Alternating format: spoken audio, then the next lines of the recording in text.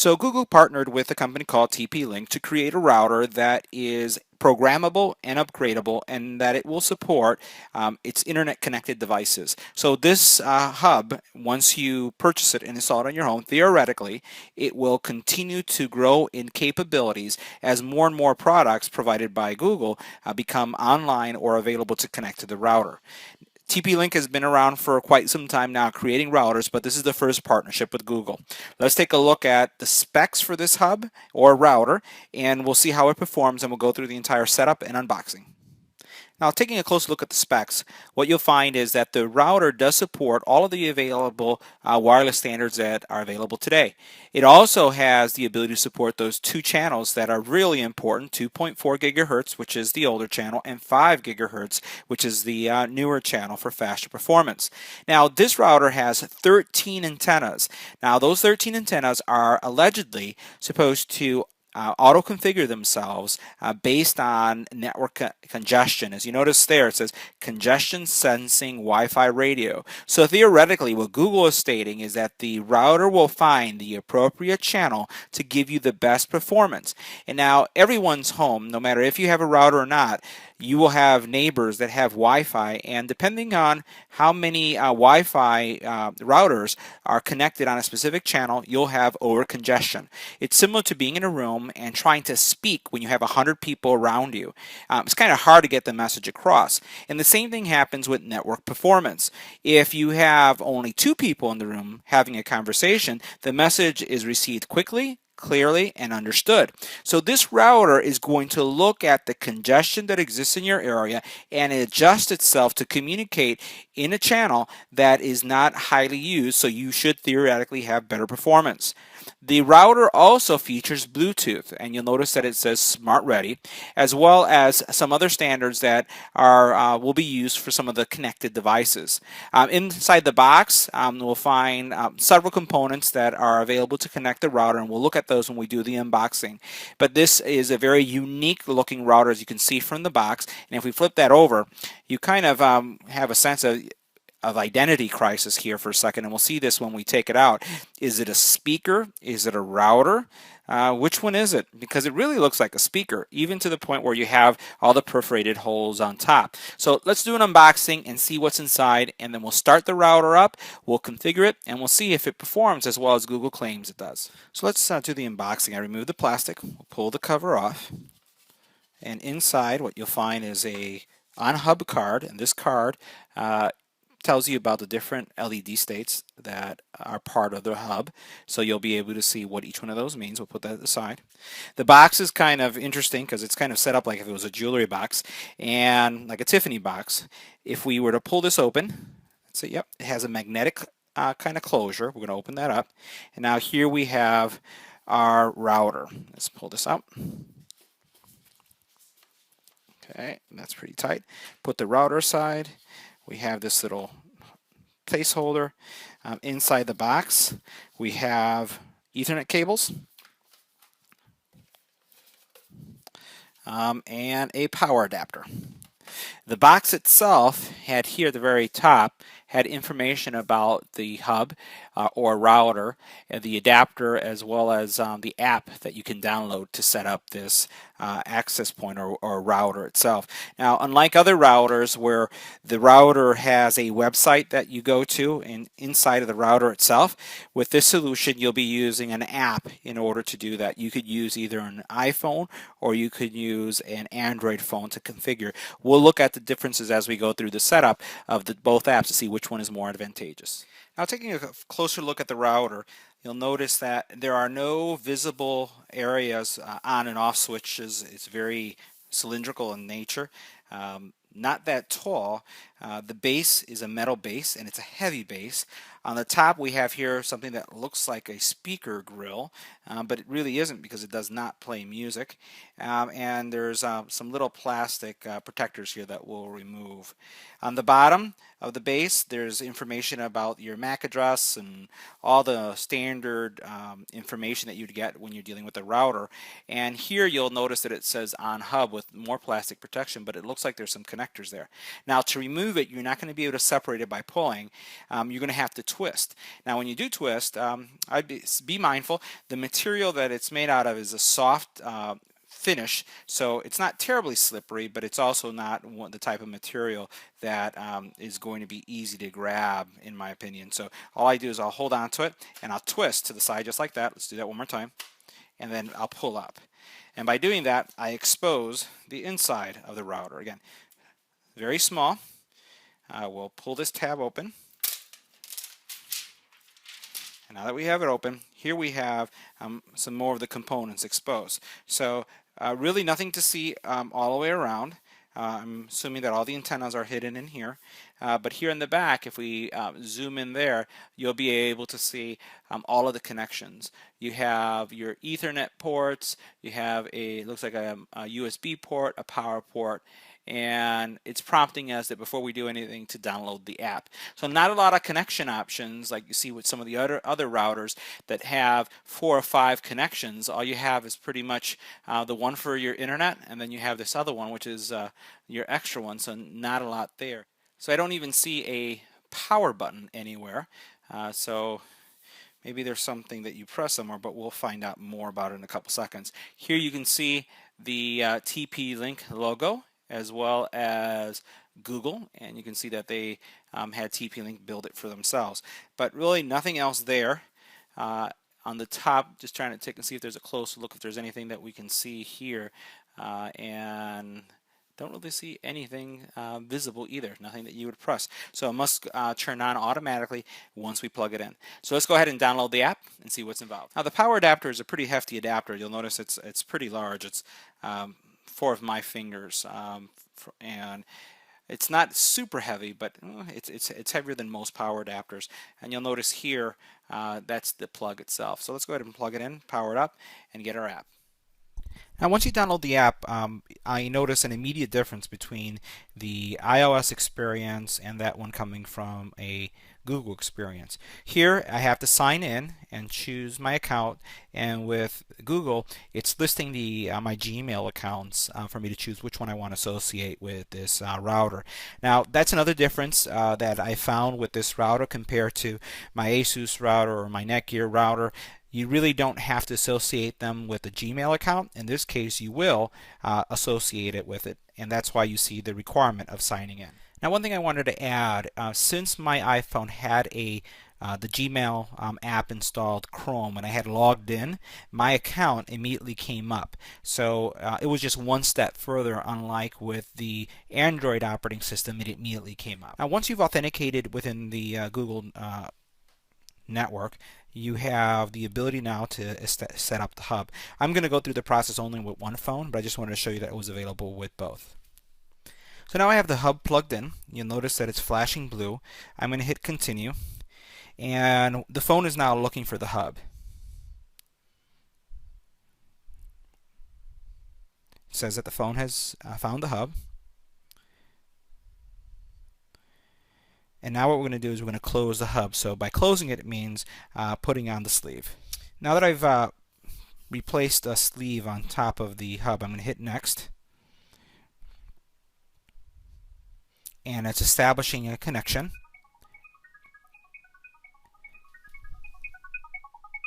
And you can hear that it's kind of an audible connection that's going on.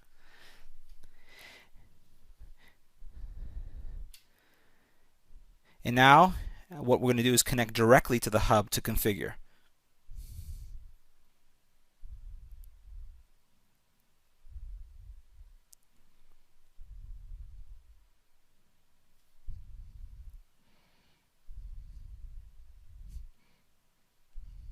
And now it's checking this hub status. I'll let it go through its setup. So we did the connection, you heard the audible setup, now it's installing an update and it's informing me that it's going to take up to 5 minutes. So we'll pause and we'll come back to the setup process as it continues. While the Hub is being updated, one of the things I wanted to just show you is what's the difference between the iOS version of the application versus the Google version that we saw here on an Android phone. Well, the audible connectivity that you experience is not present. You need to manually set up the hub by looking at the information that appears on the bottom and following the instructions. So it's just the convenience of that little audio tone is not present if you use an iOS device. And while the update is in process, I just want to show you something else. Once you have put the sleeve back onto the router itself, you'll notice that everything gets tucked away here. So all your cables, it has almost like built-in cable management. Everything gets tucked away real nicely, so you only have two cords coming out. Now, I did not use the included cords that came with the router because I actually had a patch cable that I was using. Now that the actual update has completed, it's asking me to establish what I'm going to call the router. What's the Wi-Fi name? So I'm going to go ahead and set that up, and then we'll come back to the installation process. So now that I've completed the actual name, the Wi-Fi router, and set up a password, I get an audible communication coming back. A lot of little things happening on the screen, almost like a universe of things exploding. And it's now looking at setting up and disconnecting. Now it's connecting once again. Get a little closer, you can see that. And now it's connected. I wasn't too creative on my name. I just called it Onhub for this demo. And we're all set. So let's take a look at what other features are included.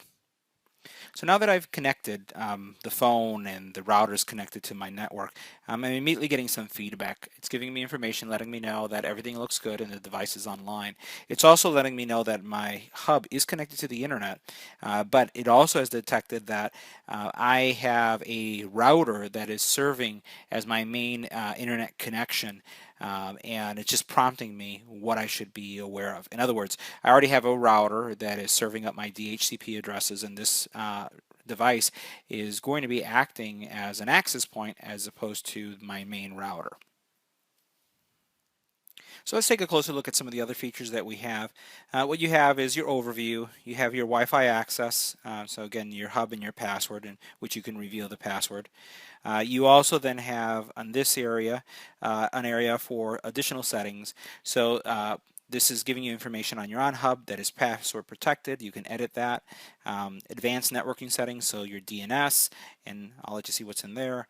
So automatic, ISP based, or custom. We'll come back. WAN settings, so you have that information there.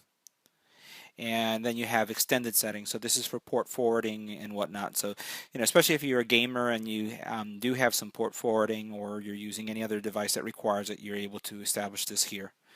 Let's go out one more. You do have the ability to manipulate some configuration. So the actual hub itself has that LED ring. You can determine what that brightness is, see what your software update is, seeing that what's the device mode. So it's either a NAT or bridge mode. I'm going to be using this device as a bridge, so we'll see how that works. You have the ability to restart the hub and also do a factory reset. So we'll go back one step. In addition to that, you do have some general settings here, and this is where you can actually set up app managers, so people who can manage the actual router. Right now I'm set up as the only individual who can, but I could add more.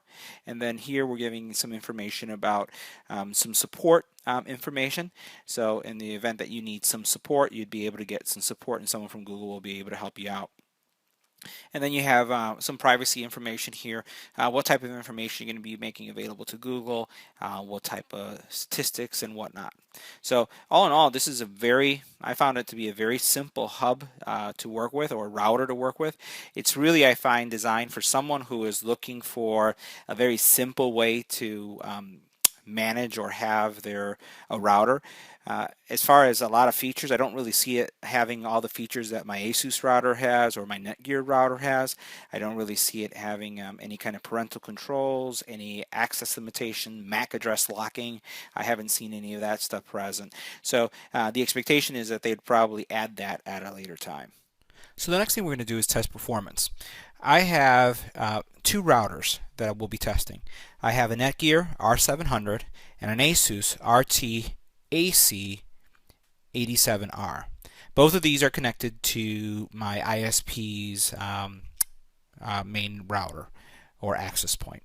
And I'm going to connect my phone to each one of these devices, to the Onhub, to the Asus, and the Netgear, and run a speed test. So the first thing we're going to do is, as you notice here, I'm connected to the Onhub, and I'm going to run a speed test. So let's open up the app. Let's do our test.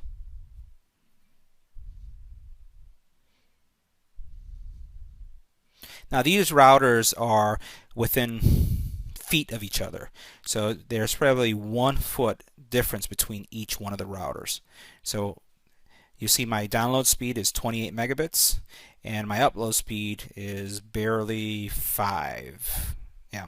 Now keep in mind that my hardwire connection is of 120 megabit downloads, so I'm definitely not getting the connection speed that I should get with this router. My next test is connecting the router to my Netgear. So now that I've connected my phone to my Netgear router, let's perform the same test. Remember, these three devices are all connected independently and should have the ability to download up to 120 megabits. So this is my Netgear. Again, co-located pretty much next to each other, significantly outperforming the Onhub.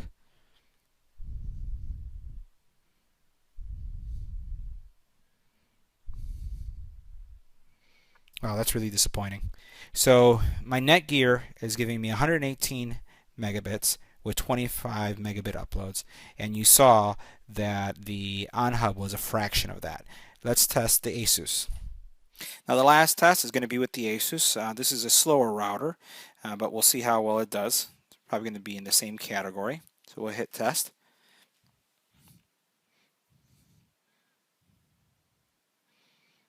It's doing, again, our speed test, and again, keep in mind I have 120 megabit download, so obviously the Netgear is outperforming both of these devices significantly. Oh, now the upload speed seems to be a lot better though in this router compared to the Onhub.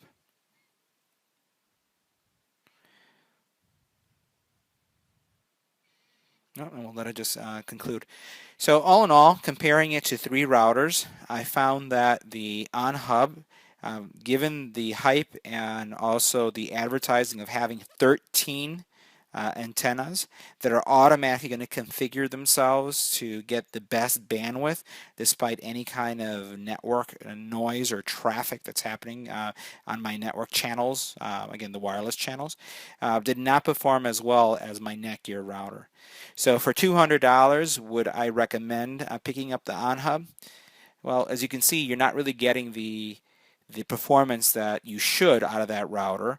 It does have a lot of future capabilities coming, but if you're looking for performance, if you're looking for something for gaming, it's probably not the router to choose. So this concludes my review of the Onhub Google router. As you saw by the performance, it really doesn't perform as well as other routers within its price point. And if you're a serious gamer or someone who demands a lot of throughput, this router may not be the router for you. If you're looking for a router that's easy to install, easy to support using your phone, and are really looking forward to some of the connected devices that are coming in the future, it would be something that you may want to consider. If you have any comments or questions about this product, once again, leave it on the YouTube channel. Once again, I want to thank you all for watching. Don't forget to like, subscribe, and share.